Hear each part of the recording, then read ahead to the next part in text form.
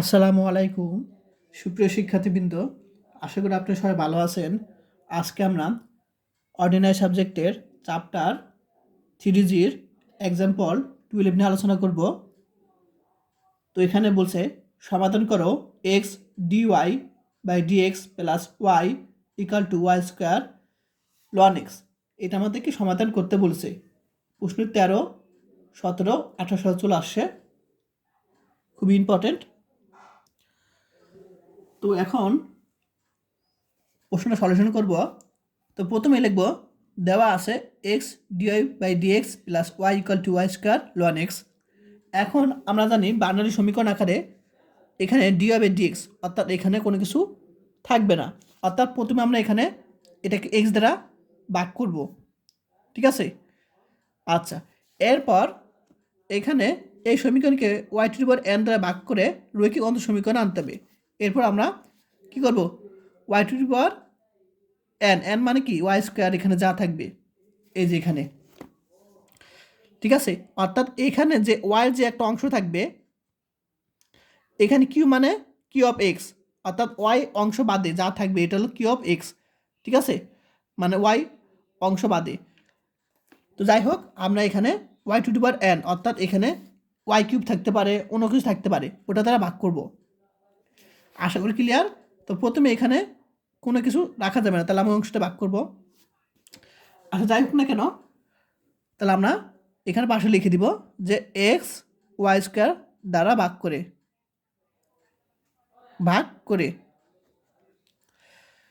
আচ্ছা, প্রত্যেকটা ভাগ করলাম।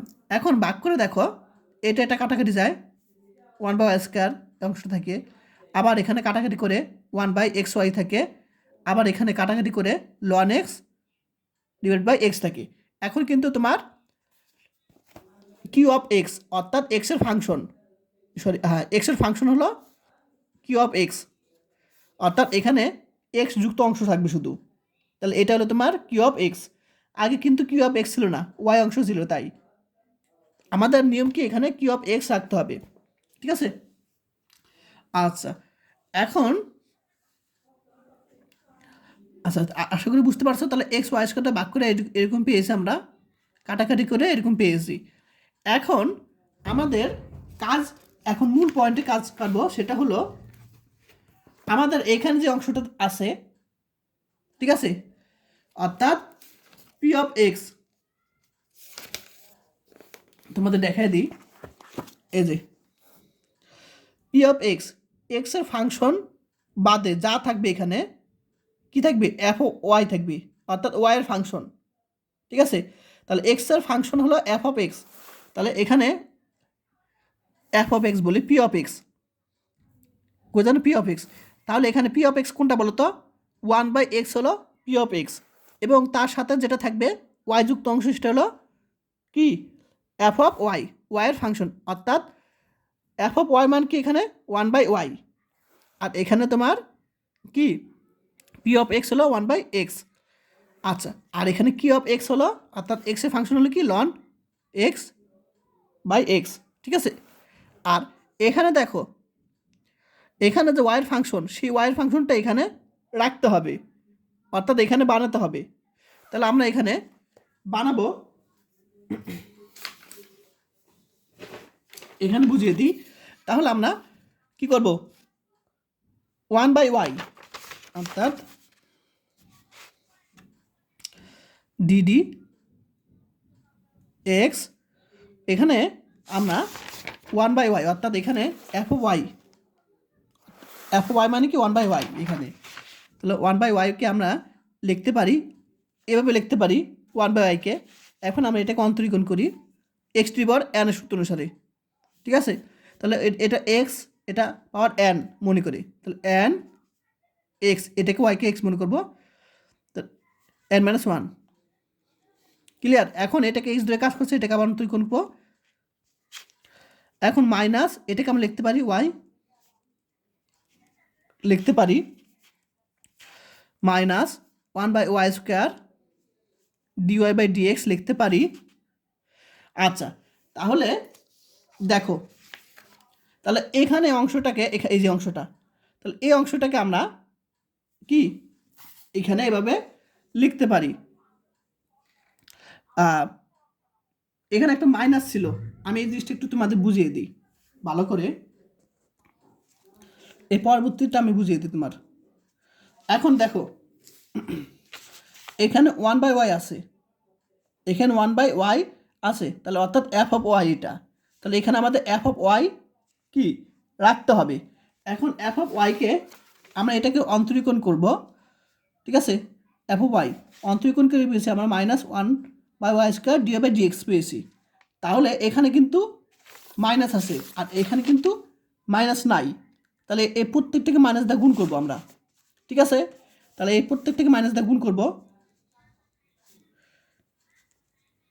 মাইনাস দিয়ে গুণ করলাম,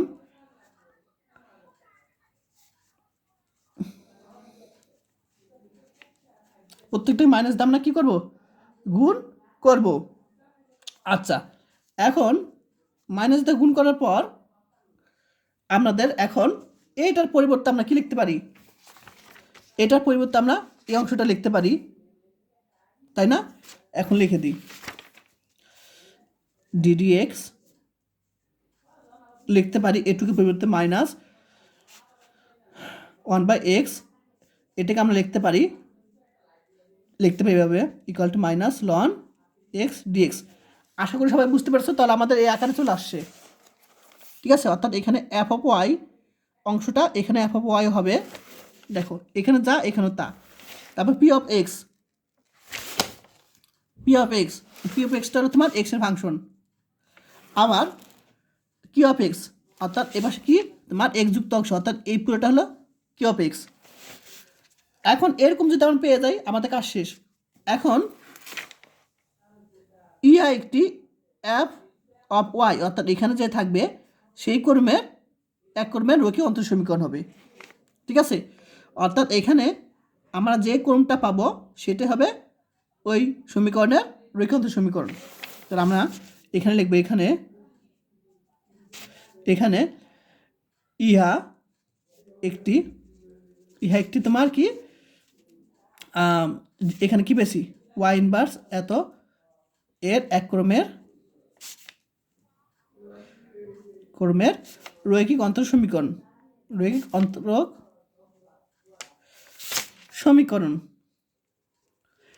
আশা করি সবাই বুঝতে পারছো। এখন ইন্টিগ্রেটিং ফ্যাক্টর বের করবো। ইন্টিগ্রেটিং ফ্যাক্টর নিয়ম কি, e to the power integration P of x dx.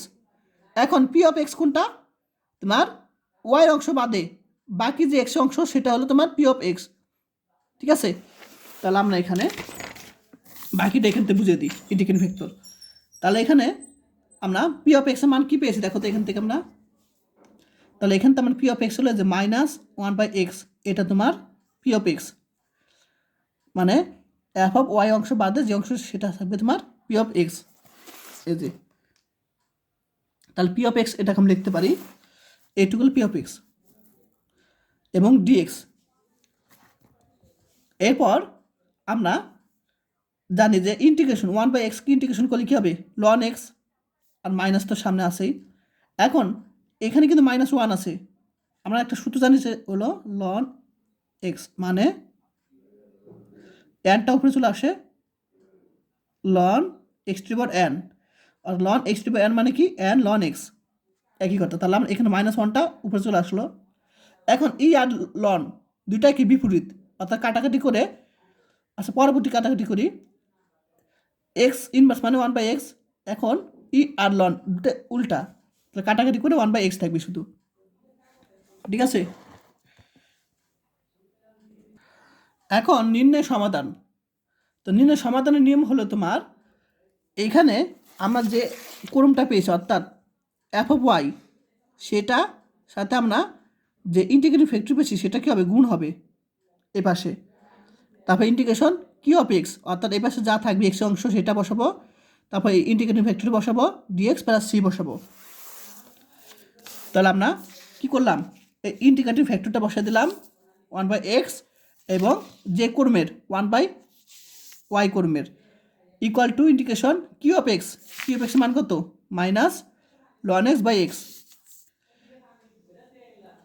তারপর ইন্টিগ্রেটিং ফ্যাক্টর 1/x এবং ডিএক্স। আচ্ছা, এখন এখানে পাবো এক্স ওয়াই, আর মাইনাসটা বাইরে আসলাম, লন এক্স, আর এখানে 1/x অর্থাৎ এক্স স্কোয়ার। তাহলে 1/x² লিখতে পারি এক্স ইনভার্স 2 লিখতে পারি, এক্স ইনভার্স 2 লিখতে পারি। ক্লিয়ার? ডিএক্স। তো আশা করি বুঝতে পেরেছো এই পর্যন্ত কীভাবে করলাম। এখন আমরা ইউবি সূত্র দ্বারা কাজ করব। তাহলে এটা ইউ, এটা বি মনে করব। ইউবি সূত্রের সাহায্যে আমরা কী করব? ক্যালকুলেশন করব।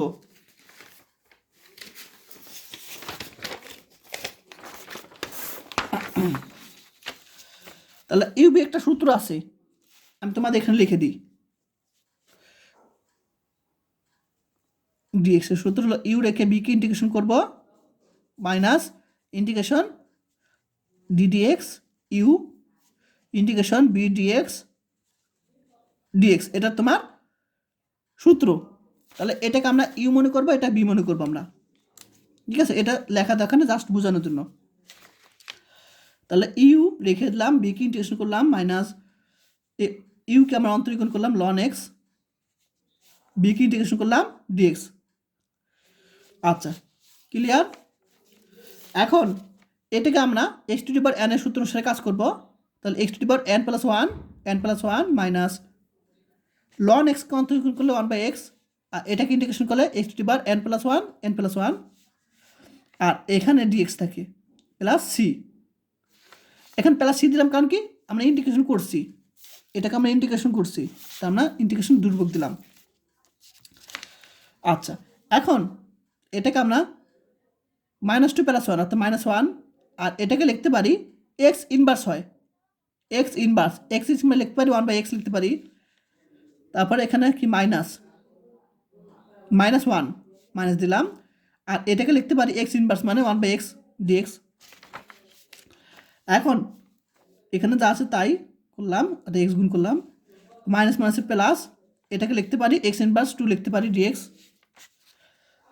আচ্ছা, এখন এটাকে আমরা ইন্টিগ্রেশন করবো আবার, আর এখানে সামনে মাইনাস আছে, তো বেকে টুটে গেলে কী হবে? প্লাসটা মাইনাসটা প্লাস হয়ে যাবে, প্লাসটা মাইনাস হয়ে যাবে, আর এটাকে আমরা ইন্টিগ্রেশন করে এরকম পাবো। এখন এখানে -1 পাবো, -1 মাইনাস অর্থাৎ প্লাস, আর এটাকে আমরা এক্স ইনভার্স অর্থাৎ 1/x লিখতে পারি। এখন এটাকে লসাগু করবো, অর্থাৎ এক্স লসাগু এরকম পাবো। আচ্ছা, এখন এক্সটা এই পাশে নিয়ে আসতে পারি, এখন এক্স কাটা 1/y থেকে, এখন ওয়াইটা এটার সাথে গুণ আকারে নিয়ে আসতে পারি। এটাই তোমার অ্যান্সার, আর কোনো কিছু করা যায় না। তুমি চাইলে এটা এই পাশে আনতে পারো, এটা এই পাশে আনতে পারো, সমস্যা নেই। তো আশা করি সবাই বুঝতে পেরেছো। কোথাও যদি বুঝতে প্রবলেম হয় আমাকে ইনবক্সে বা কমেন্ট করে জানাবে।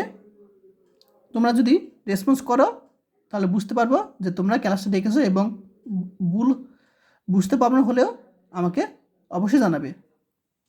আর যারা কোর্স করতে চাও তারা এই নাম্বারে যোগাযোগ করবে 014-064-86940, এটা হোয়াটসঅ্যাপ নাম্বার, এবং কোর্স ফি 360 টাকা।